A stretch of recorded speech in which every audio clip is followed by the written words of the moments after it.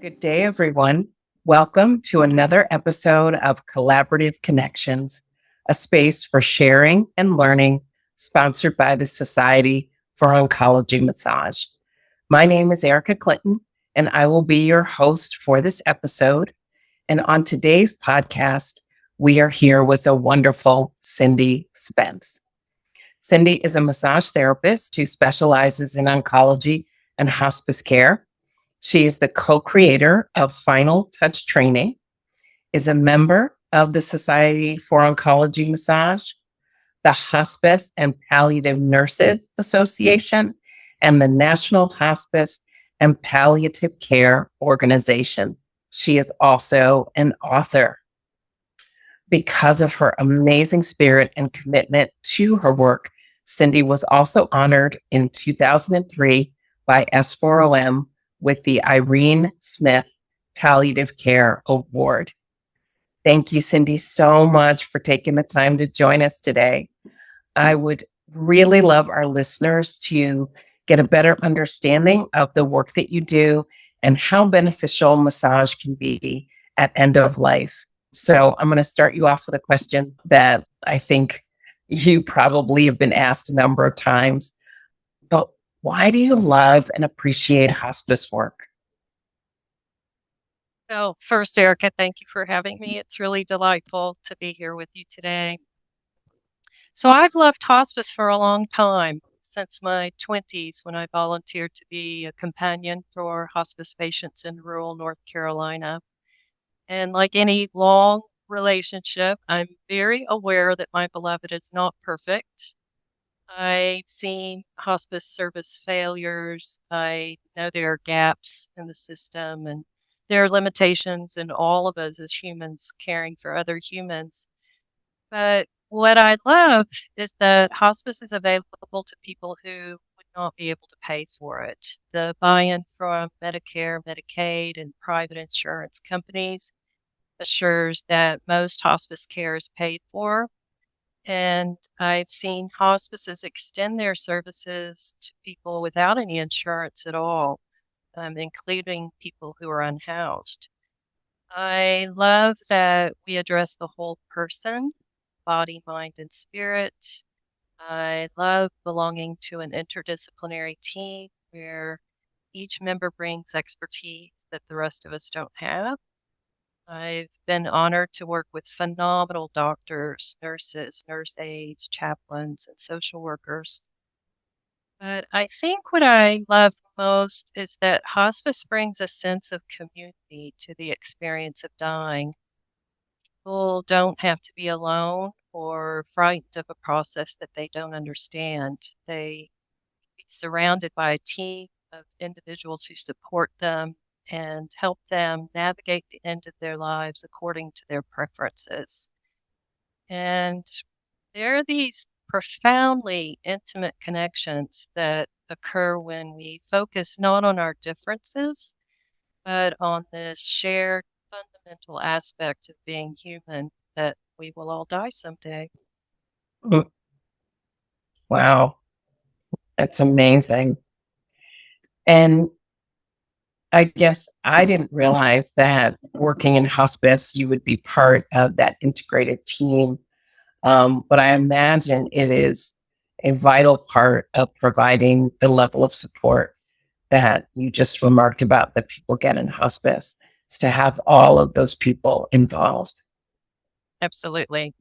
So, when a massage therapist is working in hospice or palliative care, what do they need to be aware of in terms of skills, but also, I guess, some of the more psychosocial aspects of working with this kind of patient population? My teaching partner, Susan Gee, and I can teach the skill set that therapists need in 3 days. The skill set's pretty easy. It's the Mm, mindset that's harder.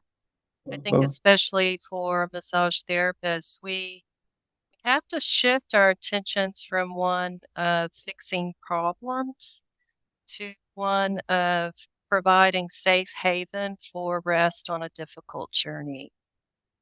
And we have to remember that hospice and palliative care are comfort oriented, not results. oriented. What the work asks of us is that we let go of our agendas and our techniques. You're invited instead to settle into a space of deep caring and mindful connection, attention, and compassionate curiosity. And this, frankly, is a space of not knowing and being okay with not knowing. In a way, it's very freeing and it can be a great template for all of our interactions. But I tell you, it's a lot easier to develop this mindset at work than it is to develop it at home. I can totally see that. So that's a really interesting, I think, concept for me and hopefully also for our listeners, that the skills are the technique, I guess, is very straightforward, but it is that emotional space that we have to enter to understand our role in hospice or palliative care and how that's different than most of what we were trained to do in school. Right. Yeah. So let's give our listeners a little bit of context. Can you explain what the difference is between hospice and palliative care? I know oftentimes people use those terms synonymously, but I do know there are some significant differences. Well, you're right. And I do think there is still a lot of confusion around this. Hospice care is care that's introduced at the end of life when treatment has ended, either because treatment becomes futile or because the burdens of treatment become so great that the dying person decides they're ready to prioritize comfort over cure. Palliative care is based on the hospice model, so it's the same team approach to managing symptoms, but it can exist alongside treatment, ideally very early in a life limiting disease process. So the palliative care team works alongside oncologists, radiologists, surgeons, and other specialties to address symptoms of disease and side effects of treatment. And they can also help patients and families have conversations about the care plan and when it might be time to consider the alternative of stopping treatment. Thank you for that. That adds definitely a low level of clarity, I think. But obviously, massage would be appropriate in either space. Absolutely. How do you adapt massage for a hospice patient? Are there goals still? I think that goal, again, the goal that we keep solid is the caring presence and adapting the interaction to the patient's needs in any given moment, any given day. Those needs are going to change over the trajectory of a disease process. One of the main things we do is that we work on people wherever they're most comfortable. So, in a home setting, that might be a favorite reclining chair. It might be a power wheelchair. It might be a hospital bed. We rarely use a massage table in hospice care. People often fall asleep during their massage, and we can leave them right where they are. We use a lot of pillows and other soft materials to support the natural curves of the body. And this is a way to signal to the nervous system there's enough support for a person to let go and to truly surrender and relax into the experience. We often see pain scores dramatically reduced just with positioning before we even start the massage. We reach as much accessible intact skin as we can. We may work up under a sleeve, up under a gown. We may work up under a pants leg. We remove socks. But we also learn to provide a lot of our work over clothing. If the removal of clothing is burdensome, if the patient is cold and needs to be covered, we accept that massage in a hospice setting is rarely a symmetrical experience. You know how we're taught in massage school that first you do this to this side of the body and then you do the exact same thing to the other side of the body. But in hospice massage, there may be parts of the body that we can't touch. There may be parts of the body that we can't reach. And so we get creative about our cadence and our sequencing with things like holds or repetition, a certain number of repetitions of strokes that can give a sense of beginning, middle, and end, because that's very soothing to the nervous system. I think I'll just throw out that Susan and I use the terms shorter, slower, softer to describe the adjustments that we make. Shorter referring to a shorter duration of massage session. All of our movements, both on and off the body, are slow. That's very calming to a nervous system that's been through some trauma.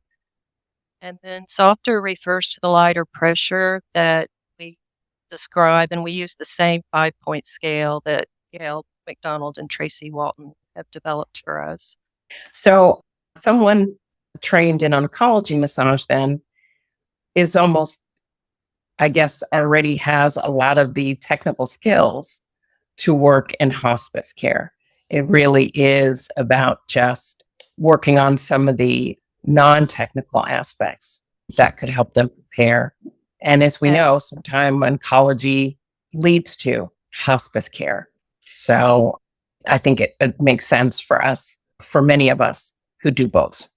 Yes, many of us got our start in oncology care and then realized that it was really that end piece that most spoke to us when a patient made the transition to non-curative care. But we love getting massage therapists in our classes who have had training in oncology massage, because they really have all of the adjustments that need to be made, and that provides a great template for working with other diseases. You know, you have other diseases maybe that don't create lymphedema, but that create edema, which is addressed the exact same way. There are conditions across all diseases that share similar features with an oncology diagnosis: risk for DVT, risk for bleeding, swelling, brittle bones. So the adjustments that massage therapists learn to make an oncology massage are absolutely translatable to this work. I often say to my students, once you've been trained in oncology massage, the assumption is that you can do anything. So you are like now the MacGyver of massage, right?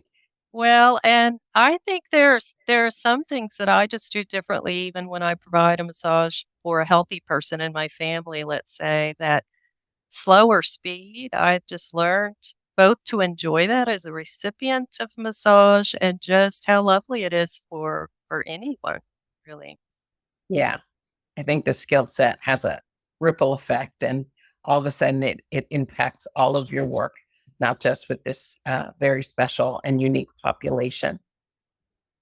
I would Uh, say maybe one difference is that in oncology massage, I know Gail McDonald sometimes uses the term inching forward, that someone in treatment who is making progress toward wellness, perhaps, is someone for whom our sessions can gradually over time be adapted as treatment stops and people will move more fully into their recovery, that we can inch forward with some of our work. And of course, in this work at the end of life, you're doing the opposite. yeah. People are in some kind of decline, whether that's a sudden decline or a gradual decline. So you're never inching forward. You're you're inching backwards.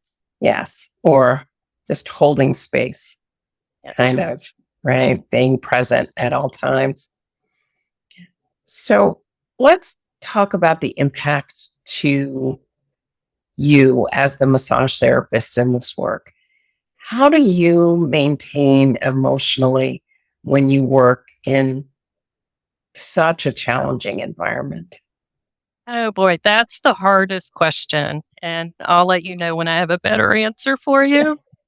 This is still a challenge for me. I think what we have to acknowledge in this work is that this work is a front row seat to a lot of suffering. And in the moment, our job is to stay in that seat and to be a calm, caring presence to the suffering person and to their suffering loved ones. But you cannot do this job if you don't find some kind of ballast, whatever that looks like for you. I can only say that for me, it requires some silliness and some lightness of being. Mhm. I have a very silly dog. I'm taking French classes, and my French is terrible. There's a lot of laughing there. I connect with good friends. I laugh with them, and I laugh with patients too. That part of the work surprised me a little bit. I had an experience just this morning providing a massage for a young male patient, and I was being very careful with his draping and very protective of his dignity. And he finally looked at me and he said, I'm going to tell you the story of the first bath that I got from the home health aide. She came to his home and she said, now, Mr. So-and-so, I'm going to wash your feet, and then I'm going to wash your legs, and then I'm going to wash your private parts. And he said, honey, those parts haven't been private for a long time.